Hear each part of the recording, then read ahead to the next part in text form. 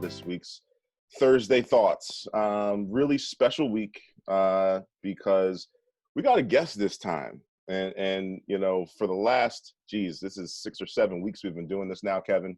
As your hair has grown and grown, so have our followers and supporters. But you know, we've yet to bring on one of our industry experts to help lead a conversation. And this time, we got a big one. We got a dude who's pretty good at his craft, and I can talk from experience because I've been working with him for the last 4.5 years at My New Philly. So please, everybody, give a virtual round of applause to our guy, Kyrie Terrell.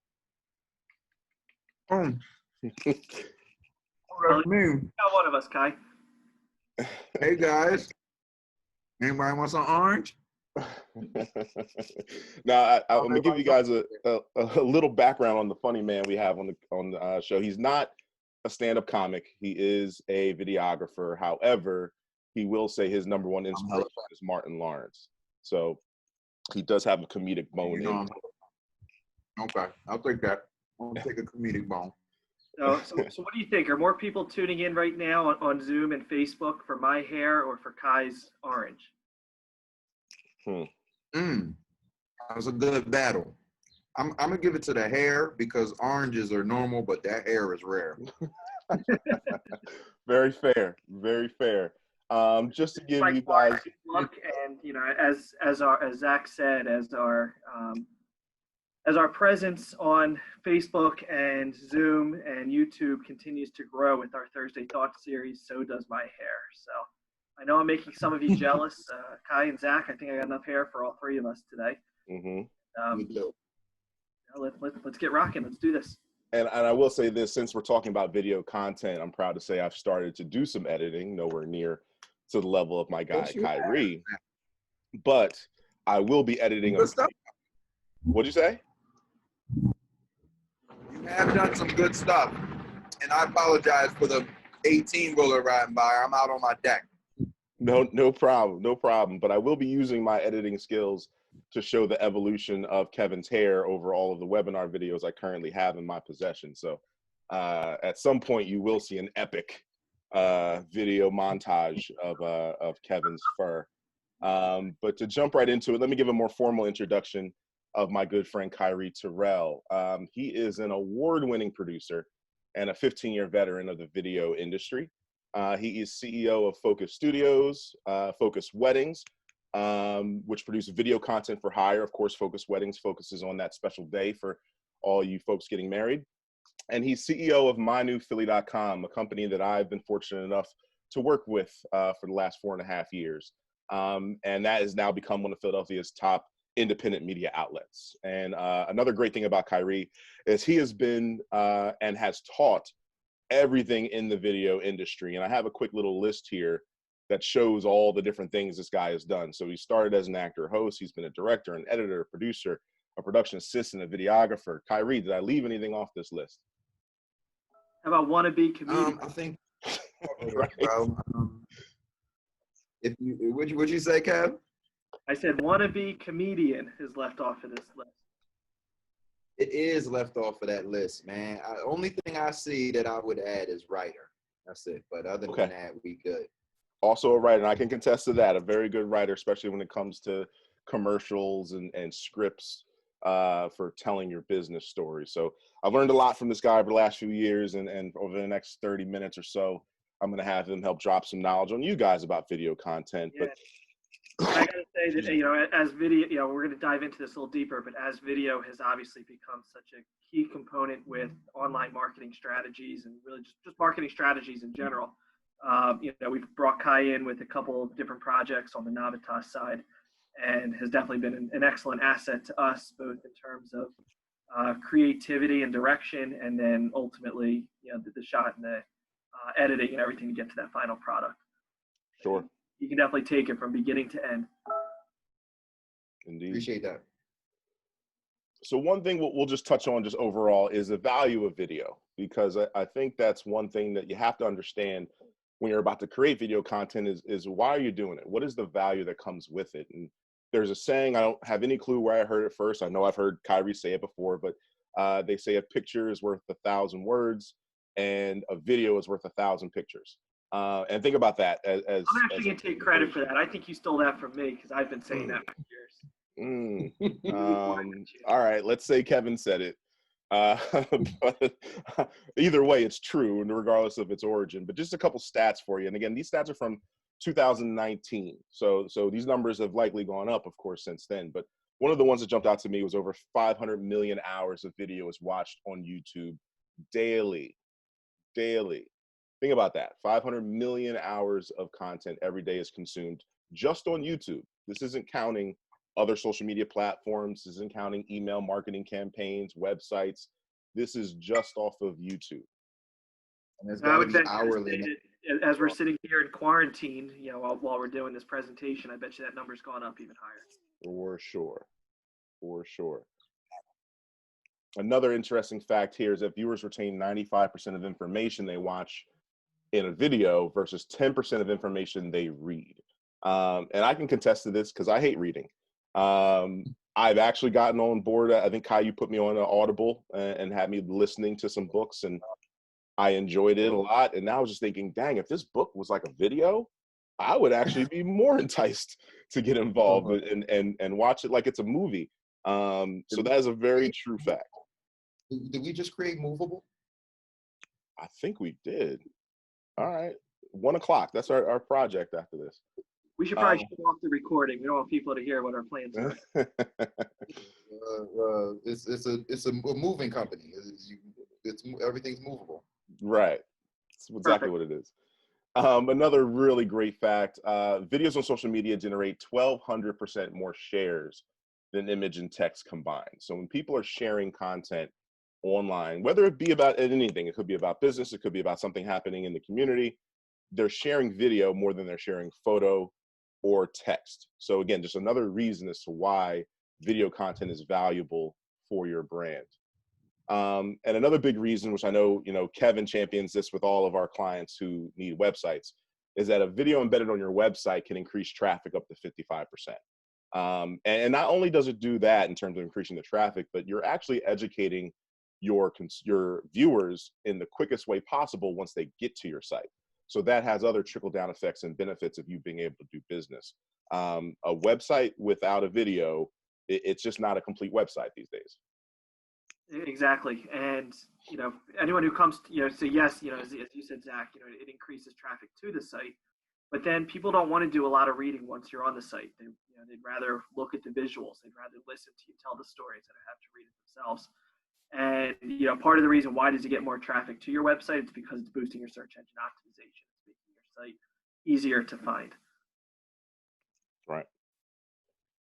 So here's where we'll get into some conversation, because a lot of people, when they hear I need to do video, they don't really know where to start. They don't know what type of video. They don't really have a deep knowledge about what that really means. Most people just get nervous and say, I don't want to be on camera. Well, there's tons of video concepts and types of things you can produce that have nothing to do with you yourself being in front of the camera. But we'll go down this list, and I'm sure, Kyrie, you've created all these. We've done some of these at Navitas as well. But we'll start with that really traditional thing that most people know from the beginning of, TV, are your TV commercials. That is the typical thought that a lot of people have when you tell them, make a video for your business. And Kai, can you give the folks a little bit detail as to what makes a TV commercial as opposed to, let's just say, a video for your business? Well, it's all about the production, right? So when you think television, even still now today, television style commercials still cost a lot more money to produce than something you may do as a video or explainer or, informational for a website, especially if it's going straight to social. And I think another thing that's true is people's perception of what they like to spend is also different. So if someone wants to go to television, they'll come to you with a higher budget. Typically what we see on TV looks like it belongs on TV, if you will, but people will suspend their reality for things that they see on social media or online. And what that means is they won't give it as much judgment as far as production value is concerned, because they'll say, this is on Instagram, it's not, you know, on ESPN or something like that. So production cost and production value are really the two differentiating factors between if you're doing a video or if you're doing a professional television commercial. And I'll just explain the difference between production cost and production value very, very briefly. Please do. Production cost is going to make your video look more polished. You're going to hire a production team that has all of the right tools, the up-to-date, state-of-art, you know, lighting and sound and the whole thing, right? Production value is your idea, right? And what you can acquire for nothing, right? So for an example, if I'm going to do a cooking commercial and I just use my kitchen, right? But I know my grandmother has a huge, illustrious kitchen. I just make a phone call. Grandma, can I shoot this in your kitchen? That takes your production value up, though you didn't spend any more money, if that makes sense. For sure. For sure. Another thing I'll just add on to your TV-ready commercials. Typically, just because of where you're placing it, this is going on TV, there's that additional cost of you actually putting it in front of the eyes that you want to see. It's a little different than social media. And also what goes with that is time is limited. Time is money. So typically your TV commercials are shorter format, sometimes 15 seconds, 25 seconds, 30 seconds. You typically don't see TV commercials running 45 seconds a minute. You know, for sure. And then it depends on when and where you're showing it. I'm sure everyone knows about the prices of commercials during the Super Bowl. That is the most valuable time to put a commercial because that's when you have the most eyes. So that's another factor, is typically you're putting a lot of information to a shorter period of time, and an editor like Kyrie can tell you it's harder to take all your information and put it into 25 seconds than it is to take all your information and put it into 2 minutes. So that's a big difference as well when it comes to commercial production. Another key. A lot of times it doesn't have to be all the information, you know, all of your information. Usually there's a call to action afterward that's trying to drive traffic to a website or to a store, you know, somewhere where that call to action will take place at a later point. Definitely. Commercials are very call to action based. Not as much as this next type of video we'll talk about, which is an explainer video. Now you still may have a call to action, let's say at the end of your explainer video, but this has a much different feel and format than a commercial. Typically, these can be a little bit longer. We've done explainer videos as short as 30 to 45 seconds. We've done them as long as 3-4 minutes. A lot of that depends on where it's going to be placed. But Kyrie, give us some of your thoughts on what makes a really good explainer video, and of course, what differentiates it between that and, let's say, a commercial. Explainer video is really something that you have to identify your business, your product, your service, or your brand in layman's terms. I think a bad explainer video has a lot of jargon. It has a lot of techie stuff. It has a lot of big words and things that the general public just isn't going to understand. But a good explainer video basically is your elevator pitch, you know, but actualized, shown, you know, it's putting especially if you have a product, it's showing that product in use, right? You can do that without words. You can do that without music, without sound. You can show someone use whatever product that you have because you're showing them interact with it. Then when you layer that video with some good text, some good bullet points, you layer it with some good instrumentation, depending on, you know, what it is, or you layer it with a good voiceover that is giving you detailed information on how to use this product, brand, or service, and also knowing your audience, right? So explainer videos are really, they're almost like little mini movie projects, if you will, because there's so much layering possibility in an explainer video, right? Because I always tell people, don't be scared to communicate multiple ways with your audience at one time, because people can retain it. We can watch and we can read, right? We've all seen movies with subtitles. It did make us miss what was going on in the action because we had to read that little blurb. Explainer videos, when done right, are done that way as well. You can give a little blurb, and then a voiceover, and then go back to the blurb and another voiceover, all the while you're showing this information, right?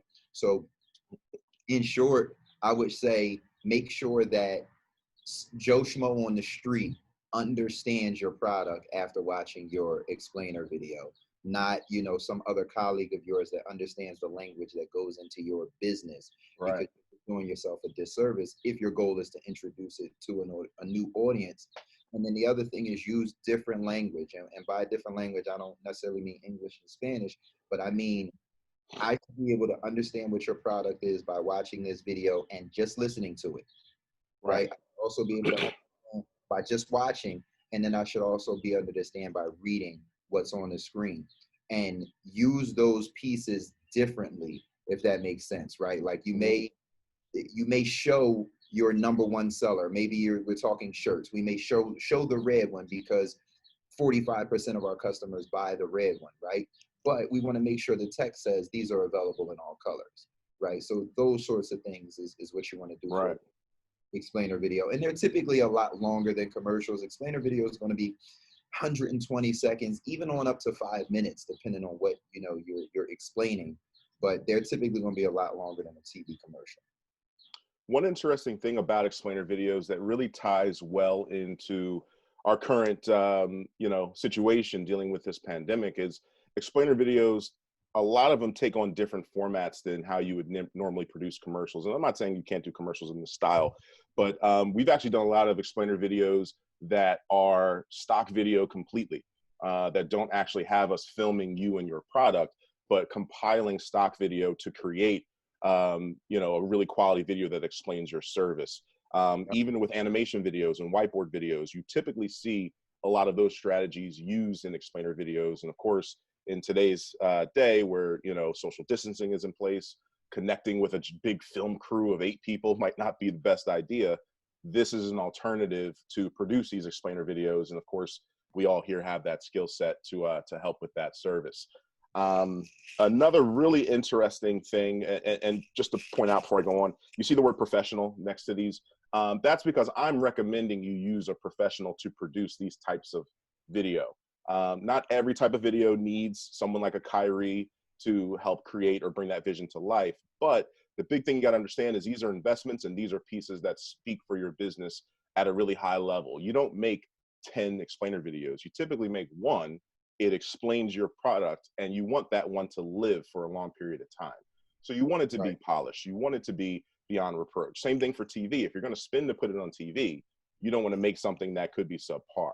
So that's why I suggest the professional touch when it comes to those pieces of content. Great.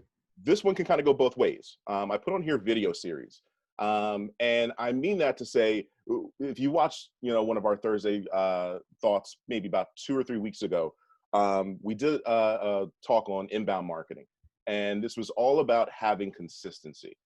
You can't put something out that's going to be informational for your audience and then shut it off. You got to stay consistent with it. So series of video content do really well for entrepreneurs and thought leaders to get their message out, to communicate with their audience.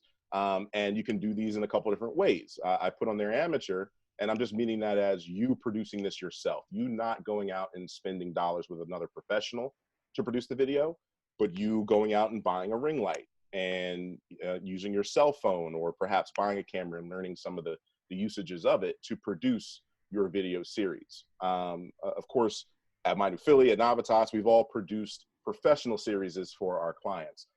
Sometimes we do this on green screen, and they're producing 10 videos in a row, and then it's up to us to edit them to their liking. You know, I'm sure, Kyrie, tell us a little bit about some of the types of video series that you've either produced or that you've seen be really like effective for some of your clients. I think when you're doing video series, you can get really micro. You know, you can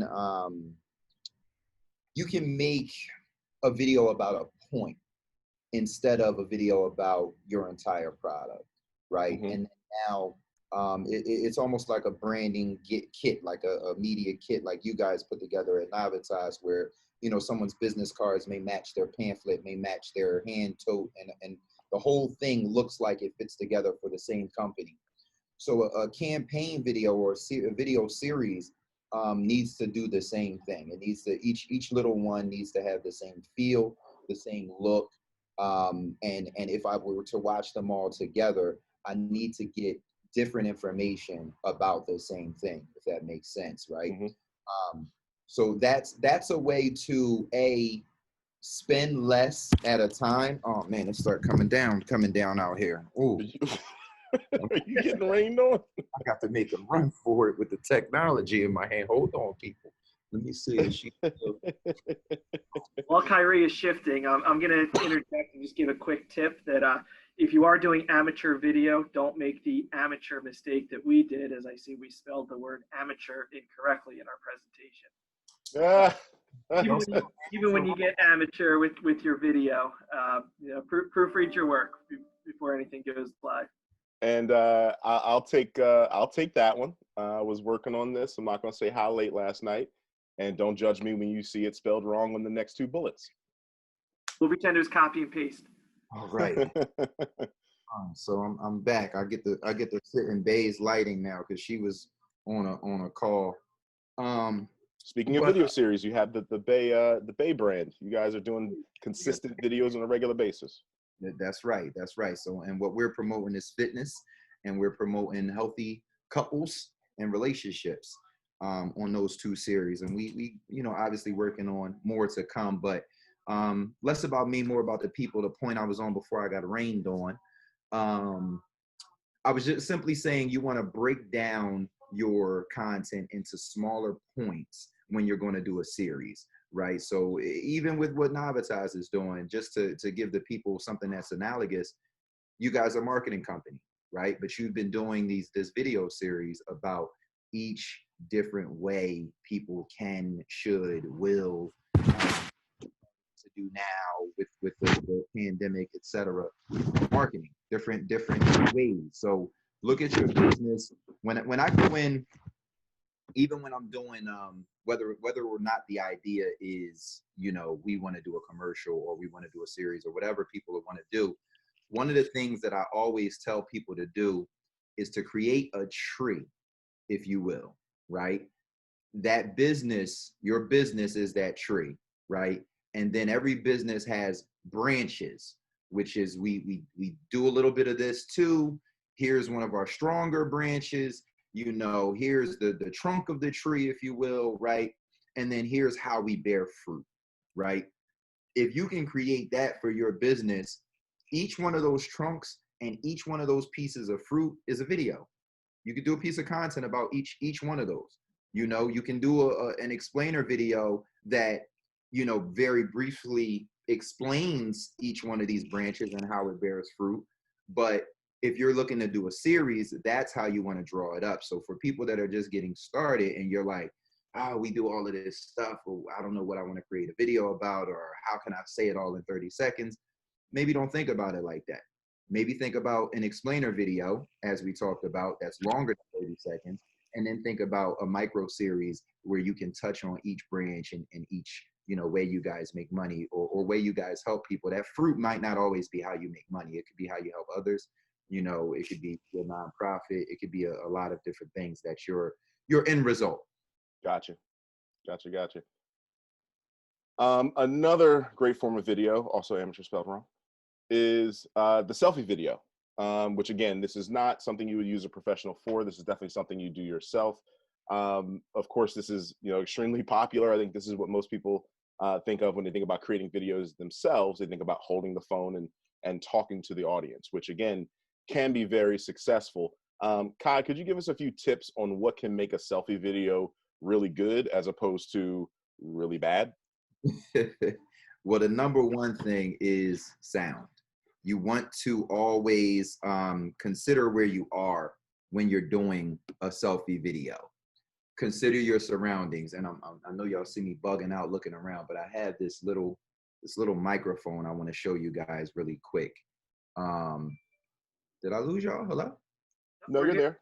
Oh, where the heck happened to my screen? I can't see. I think we lost the presentation itself.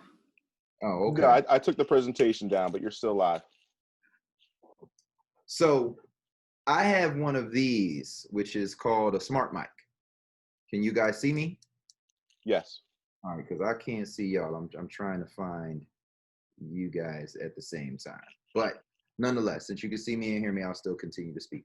Sound is number one. If there's crazy wind blowing, or you know you're somewhere where people can barely make out what you're saying, they're not going to want to tune in to what you have going on. So that's the number one thing, and I'll talk about this a little bit toward the end of the point that I'm making. But oh, there you go. You guys are popping back up now. Yep.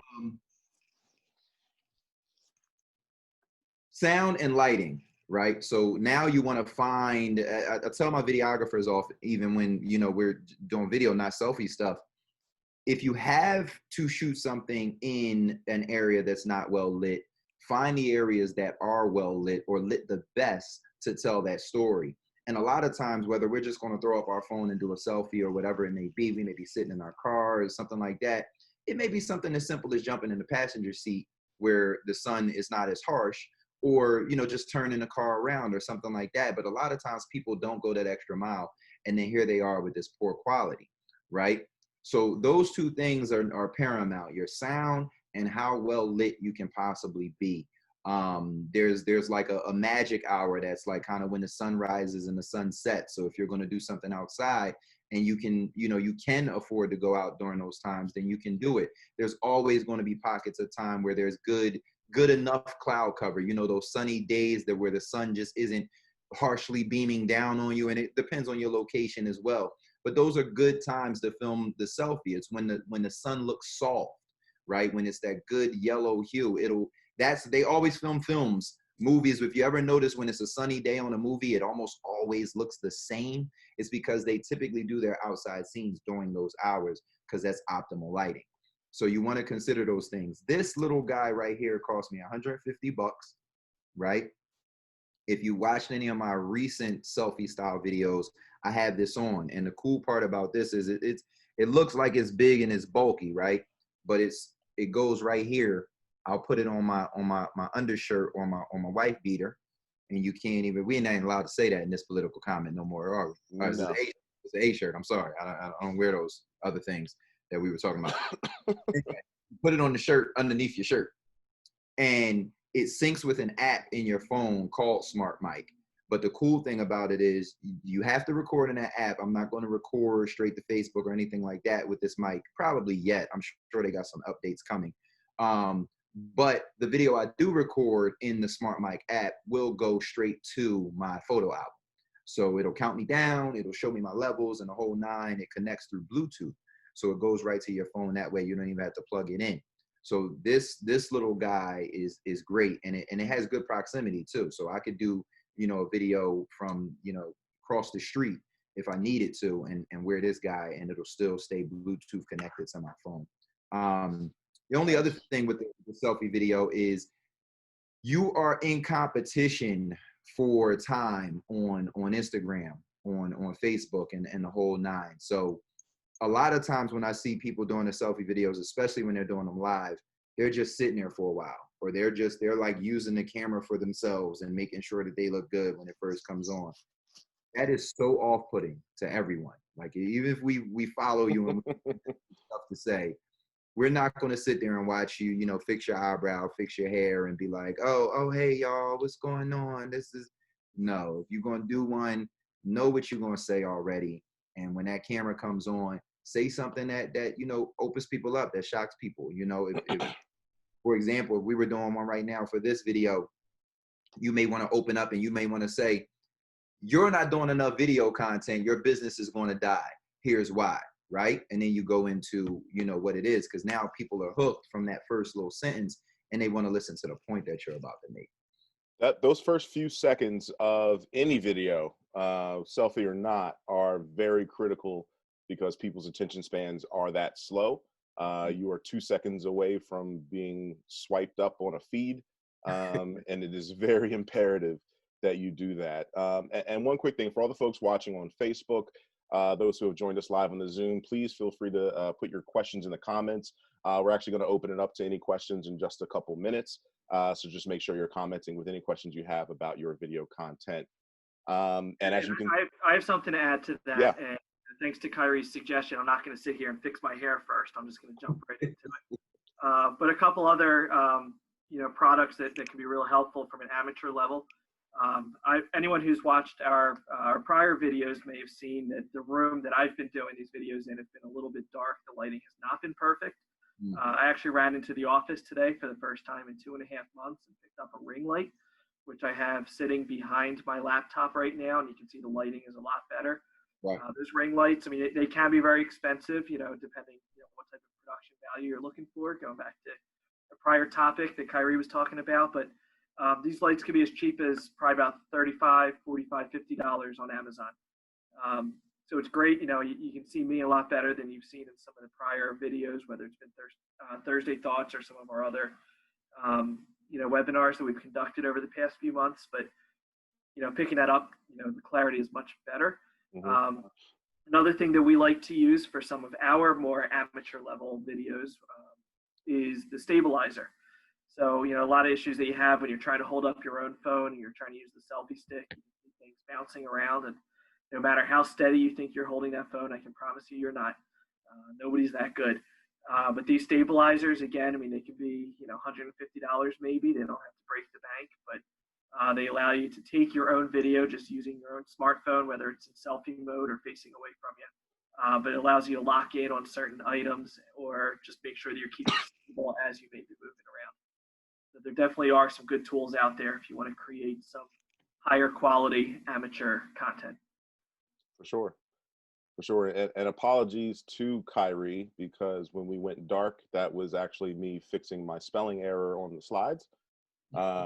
So I couldn't really give you a heads up, but no, we're good now. So the last video we're going to dive into is what you guys are watching right now. This is a live video. So again, you can do these in a couple different formats.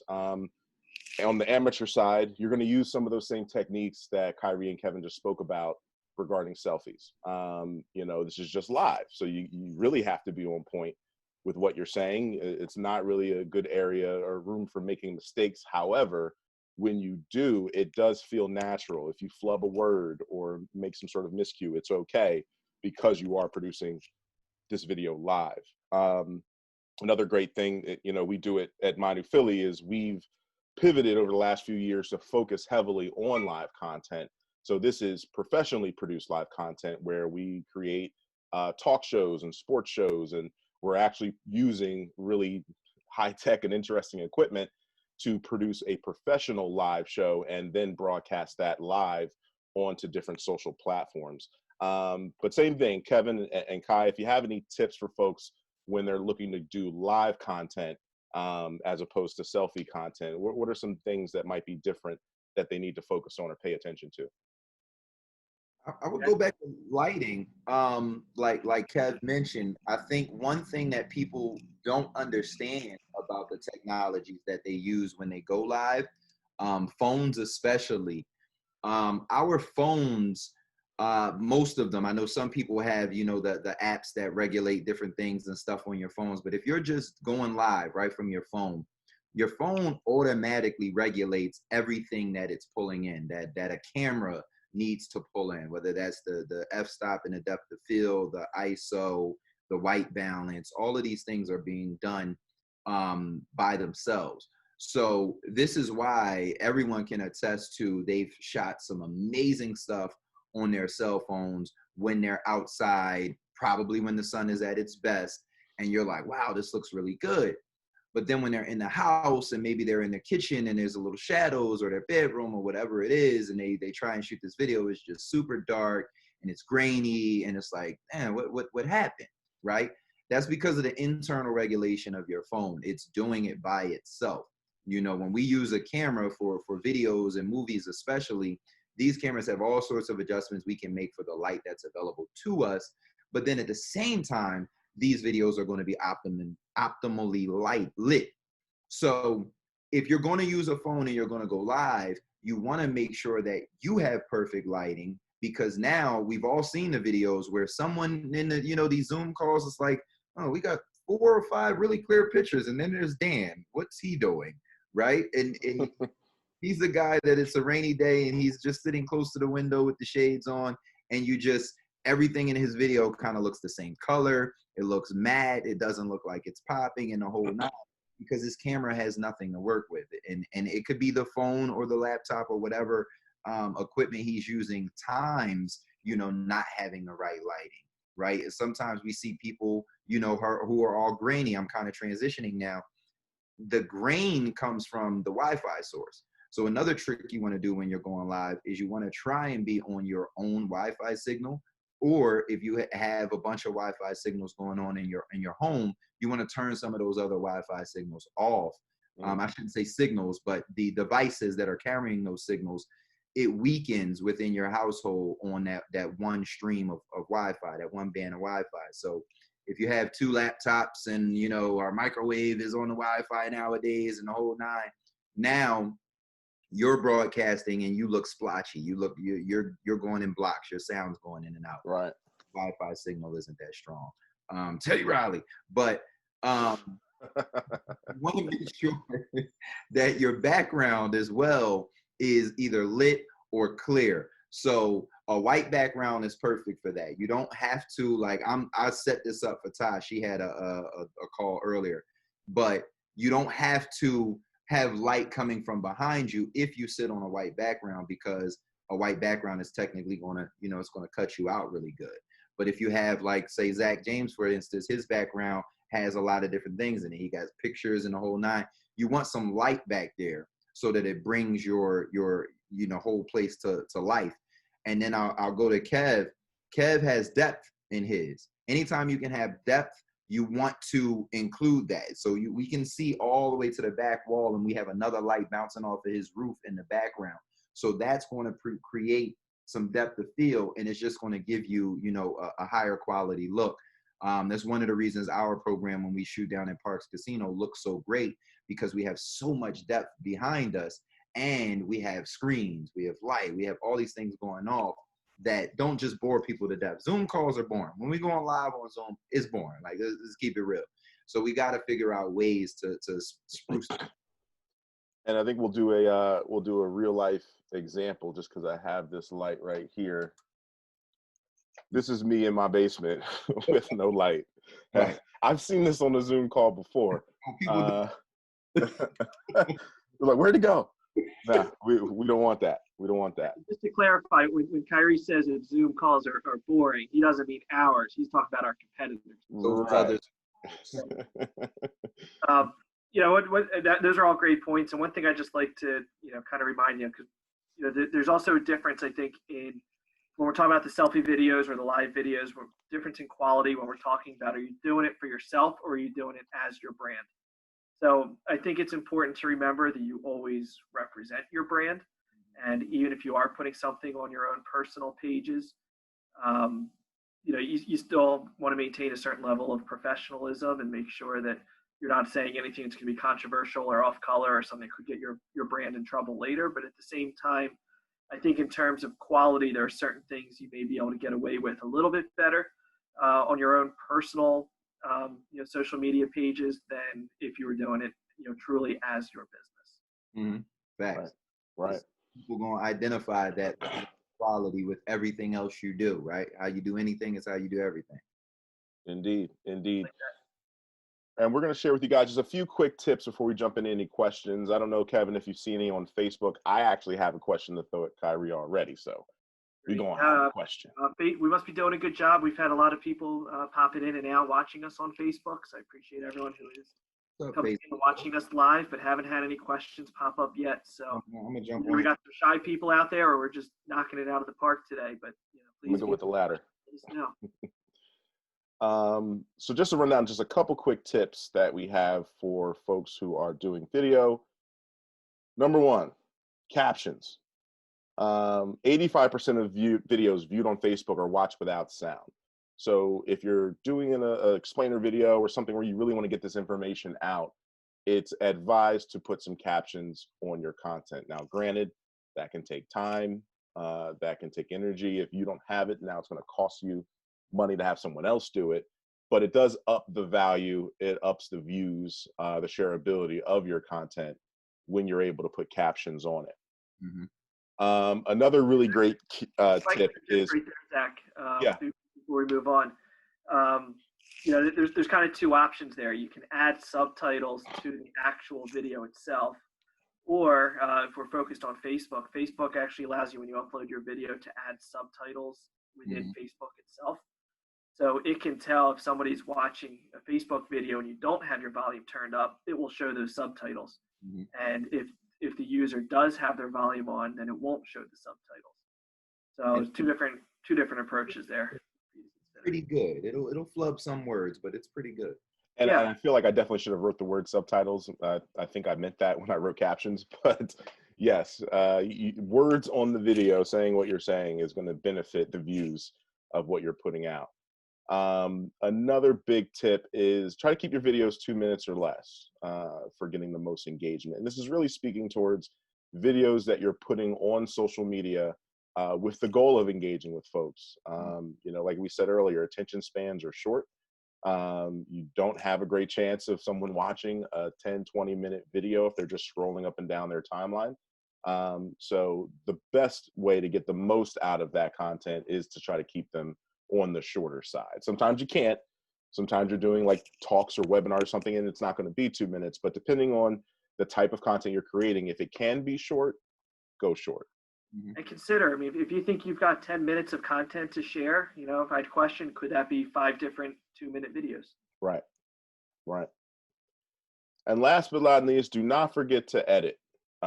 Small details can really change the videos that you're producing. Intros and outros, names, or as we call them, lower thirds in the industry, music. All these things can up the value, as Kyrie mentioned earlier, the production value of the content you're creating.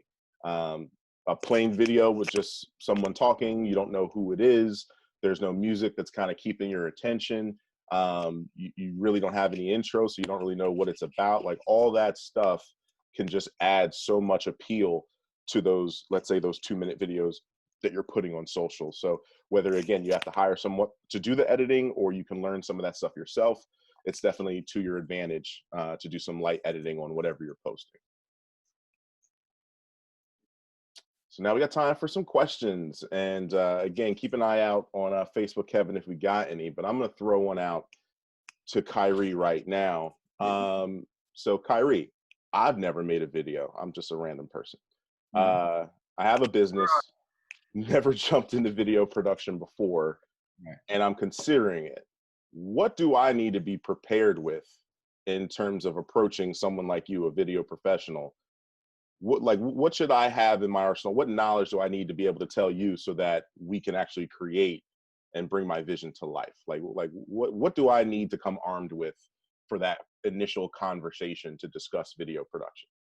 I always tell folks, good content and not great, but good content, good enough. There's 3 main ingredients, and you have to have any 2 just to produce good content. I love this analogy. I love it. You need all 3 to produce great content. Those 3 things are time, creativity, and money. All right?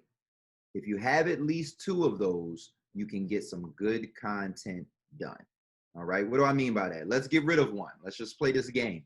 I don't have any money, but I have the time. You know, I don't need it tomorrow. And I have this really great idea, right? So you're going to come to that table and you're going to say, this idea, you know, it doesn't take a whole lot. So, you know, my budget is eeny weeny, but if we can get this done, you know, over, you know, the next 2 weeks and, you know, whatever it may be, you know, what am I looking at cost wise and the whole 9, right? So you can go into something that way because you have a good idea. What we're going to actually film is not, you know, super cost absorbent to film, but really good idea. You know, and how it relates to your product is a really good idea. And you've thought this out, right? Here comes the time. I've really thought about this. I've really, you know, stacked all my things in order to make this easier for you. It's going to take you less time to do, Mr. Producer or Mr. Filmmaker. It's going to take you less time to do. So that's also going to keep my costs low, right? Now let's inject something else, right? Someone says, you know, this is my my Terminator 15, my Spider-Man X, my X-Men 38 analogy, right? The industry folks, they have money, right? And they have time. So they don't need creativity, right? They're gonna sell you, you know, Wolverine is Kevin Homer, but he's wearing a Spider-Man suit this time. And guess what? They know people are gonna go and watch it, right? It takes no creativity. They're not doing anything new, right? And and believe it or not, the filmmaking industry would much rather make Honey, I Shrunk the Kids 29 than they would make some new amazing idea, because at the end of the day, it's a business and they are investing in a return. They're scared to invest in something that's risky, that may not, you know, happen. That's why we see the same things done over and over in TV and film and etc. Right. And then let's get rid of the other one. I don't have time, right? But I got money and I got this great idea, right? You're gonna come to someone like me and you're gonna say, I need this done in a week. Can you get it done? I don't care what it costs, right? And I'm gonna say, okay, what's the idea? Can I get it done in that time frame? You're gonna pay me to stay up late nights and edit, or go to, you know, Chicago to get this clip and go to, you know, Jamaica to get that clip.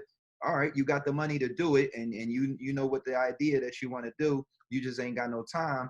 I can make it happen, right? Now, when all three of those things come together, that's when you get Avatar, right? That's 23 years in the making with a budget to do exactly what he wanted to do and a mind-blowing idea, right? So those are the ways that you want to think about when you're coming from, you know, layman's, and you're like, I don't know, but I want to do a video, right? That's the thing that you got to think about. Are you the money person, right? That's just like, look, I don't have no ideas, you know, take the time you want. Here's a check, right? Are you the ideas person, right? Or are you the, even with time comes, I'm going to learn how to edit myself because my budget is so low. So listen, Mr. Filmmaker, how much can I pay you just to shoot? You don't have to edit, because I'm going to take my time and I'm going to learn how to do that part, right? So that's who you got to think about, who and how you are, which 1, 2, or 3 of those things you possess. And then we talked earlier about the content tree. I strongly urge people to start a content tree. If you know you want to take that step toward creating content, here's my business, here's what my business does, and here's why my business does those things, right? Create that tree, and now you can have little footnotes under each one, right? And those little footnotes are how we put the video together. And me, I'm more than a director or a filmmaker. I'm also a producer. So I'm the type of person who I can look at that tree and I can get ideas, right? If I don't know your business from a can of paint, you can't just walk in my office and be like, I want a video. What are you going to do, Mr. Video Man? I don't know your business. If you present me this tree, if you send me a nice little email with some detailed bullet points, then I can say, okay, we can actualize this. We can visualize this that way. Here's how we can tell that story, right? So those are the things that you come prepared for: time, money, creativity. Make sure you got it. Please at least have 2 of those in your little pot when you come see me. And please have a tree. Please have a content tree that you've already well thought out. You don't have to think about how to shoot it, where to shoot it, why to shoot it. This tree is about your business. It's what your business does and why you do it. All right. Awesome. And sometimes you need a little outside perspective. So if you don't have that content tree, you know, it is important, but, you know, ask for help. You know, that can come from, you know, your customers, you know, kind of observing them. It could come from an agency like ours, you know, help put that content tree together. Yeah. One more question. I know we're wrapping up here. We have one more question for you, Kyrie. I know you're going to love this one. How do you create a viral video? How do you create a viral video? There's actually nowadays, there's actually an answer to that, Kev. And the answer is funny because I'm actually writing a little ebook about how to beat the algorithms right now. But that's the way. You have to learn the algorithms, and then you have to manipulate those algorithms, right? So when people think virility, once upon a time, social media everywhere was just fun. It was something to do. It was, you know, if I put this video out, who cares who watches it, or a billion people are going to watch it, right? Back in the days, the YouTube wasn't even considered as a social media platform, and now we have YouTube celebrities. You know, there's whole communities of niche products and brands and child celebrities on what have you, right? Because they've created virility, and virility even changes, right? There was a time on Instagram, if you had 100,000 followers, you was popping, right? Now that's kind of like, oh, okay, you know, because there's people with 100 million followers on Instagram now. You know, now you have TikTok, and there's people that are just blowing up out of nowhere off of TikTok with millions of followers that were nobodies yesterday, right? So virility and what it is also changes. But the only way you can try to make a viral video is what works and where does it work, right? So if I'm going to go to Instagram and I'm going to try and make a viral video, I'm going to do something funny. Number one, because that's the number one thing that's shared on Instagram, right? Maybe if I'm not going to do something funny and I'm strong in a particular niche, I'm going to go toward that niche. But now I'm going to say, all right, well, I want to go viral on YouTube. Well, now you may want to introduce something that's musical toward your audience, right? Because that's what by and large is shared and blows up on YouTube, right? And now maybe I want to do it on Facebook. Well, news is really big on Facebook, right? Maybe you want your piece to have a newsy element. So it's where are you going and what story are you telling? And then you have to manipulate the algorithm. So now you got to figure out when should I post? You got to figure out who should I tag? What hashtag should I use? Should I not use hashtags, right? Who do I know that can influence this, right? And one tip I'll give is people always put their energy in more posting, especially if you have a brand or product. This is almost video or content suicide.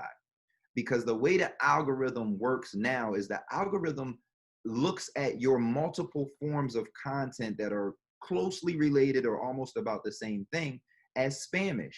And it's literally going to say, well, if you were so hot, a lot of people would be liking and commenting and sharing this. But since people are not, we're not going to give you the organic reach that you think you should get, right? Nobody's going to see this, basically, is what I'm saying. So the key is, you do that one piece of content that's really good. You do all of the practices that we talked about in this conversation for sure, but you do that one polished piece. And then you spend your time in creating your own virility, right? You contact Zach James. You say, Zach, I just put this piece out. It's hot. It's going to help my business. I really appreciate if you shared it and commented. Kev, could you really just post this on your Navitas page and your personal page? Grandma, little cousin, this person, that person, all of the groups that you're a part of, right? Now what happens is that one piece of content gets hella engagement. And now the algorithm says, well, wait a minute, if this one piece is so popular to all of these people, it's probably popular to people like these people. And it raises organic reach automatically. It says more people want to see this because of the engagement that it's getting. So spend your time, one, creating a good piece, and then spend your time, two, marketing that one good piece. Don't just think, oh, well, this piece didn't really go anywhere, so I'm just on to the next piece, and that next piece maybe go viral. Nowadays, you can create virility, but you got to put a little bit of work in. Awesome. Yeah, great answer. So it sounds like, one thing is, why would it go viral? Why would somebody want to share this? Mm-hmm. That's where you brought in, maybe it's the humor aspect or the news aspect, whatever it might be. And then, the marketing strategy behind it, understanding the algorithms. Are you posting it at the right time of day? Getting other people to start sharing it to kind of start the process rolling. Those are some great tips. So, to our viewer who asked that question, I hope that was helpful. Awesome. And I think that pretty much wraps things up. I think we hit all of our questions, and we've certainly hit our time allotment. Anybody have anything they want to add quickly in closing? Yeah, for sure. First off, thank you, Kyrie, for joining us. Let me actually, I didn't have you on this screen that's up now, but please tell the people how to follow you, how to support you in all of your content creation glory. Of course. It's Kyrie Terrell, KYREETERRELL on all platforms. I'm just me.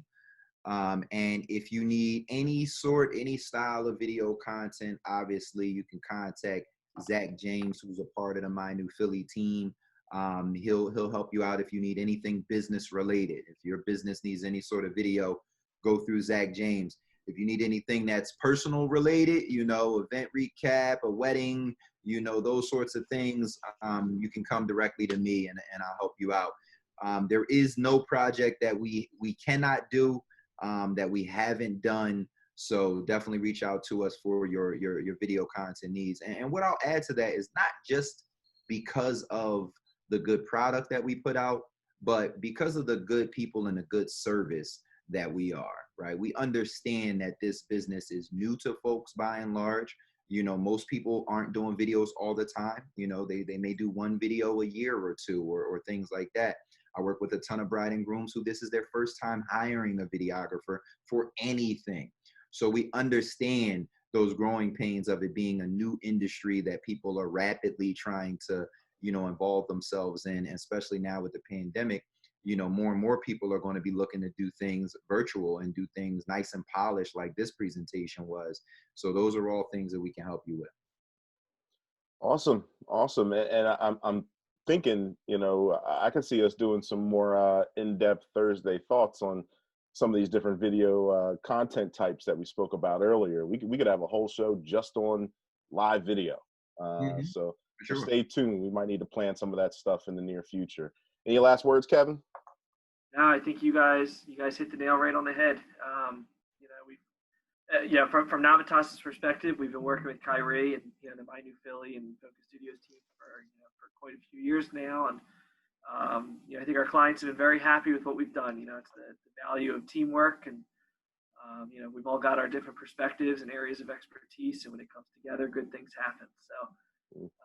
Kyrie, appreciate your partnership and your friendship over the years, and appreciate you joining us here today. And as Zach said, I have a feeling you'll be back, with some more of these Thursday thoughts. So thank you to everybody who joined us live. Thank you to everybody who's going to be watching this later.